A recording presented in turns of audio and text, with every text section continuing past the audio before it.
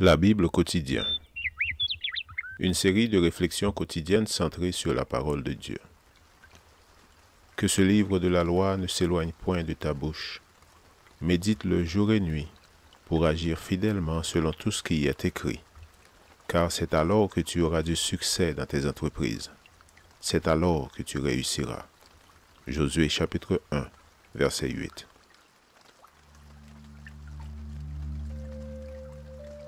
Aujourd'hui, le 30 janvier, j'habiterai dans la maison de l'Éternel. Maintenant, si vous écoutez ma voix et si vous gardez mon alliance, vous m'appartiendrez entre tous les peuples, car toute la terre est à moi. Vous serez pour moi un royaume de sacrificateurs et une nation sainte. Voilà les paroles que tu diras aux enfants d'Israël.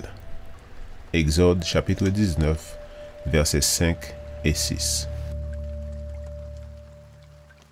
Depuis l'Éden, lorsque Dieu descendit à la recherche de l'homme égaré, jusqu'au temps moderne, où d'une voix tendre, il continue d'inviter l'humanité à nouer des relations plus étroites avec lui, nous nous rendons compte à quel point il souhaite avoir un peuple bien à lui. Il n'en était pas ainsi au commencement, car la race humaine lui appartenait. Le péché provoqua la séparation.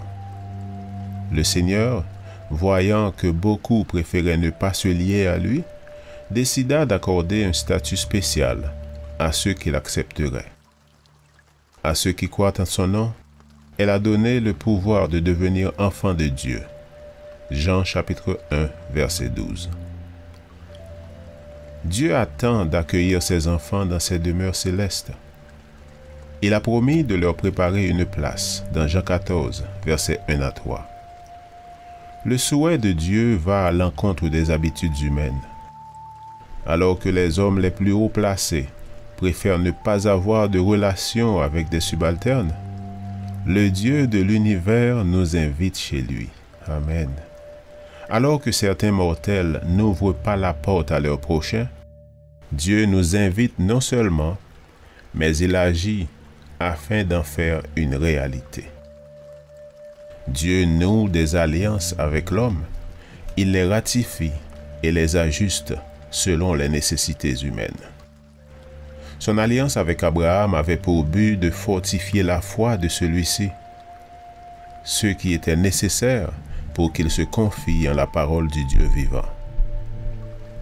C'est le Dieu du ciel qui s'engage à être fidèle à sa parole. Au Sinaï, les événements prennent une nuance différente, car ce n'est pas Dieu qui promet, mais le peuple qui s'engage à faire tout ce que Dieu demande. Les Israélites font alliance avec leur Dieu et roi invisible. Ils jurent de lui obéir. Le peuple tout entier répondit, « Nous ferons tout ce que l'Éternel a dit. » Exode chapitre 19, verset 8. La promesse qui nous est faite, à nous qui sommes la génération postérieure à la croix, nous place dans les deux pactes. L'un où Dieu s'engage, l'autre où nous prenons position. Il promet de nous préparer une demeure, et par la foi nous disons, « Oui, viens Seigneur Jésus, nous voulons demeurer avec toi. » L'attente peut sembler interminable, mais la promesse est certaine. Celui qui doit venir viendra. Le désir fervent du Père s'accomplira. Il aura ses enfants tout près de lui dans sa demeure, et il sera pour toujours avec eux.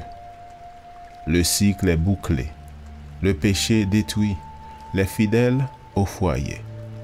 Dieu aura près de lui toute l'humanité rachetée, comme au commencement. Citation. Oh, que ce sera glorieux de le voir et d'être accueilli par lui comme ses rachetés.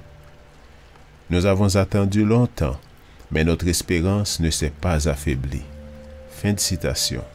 Témoignage pour l'Église, volume 3, pages 306 et 307. Lecture de la Bible pour aujourd'hui dans l'Ancien Testament, Exode chapitre 19 à 21. Et dans le Nouveau Testament, Jean chapitre 14. Merci d'avoir écouté. Je vous souhaite de passer une excellente journée avec Jésus. À la prochaine!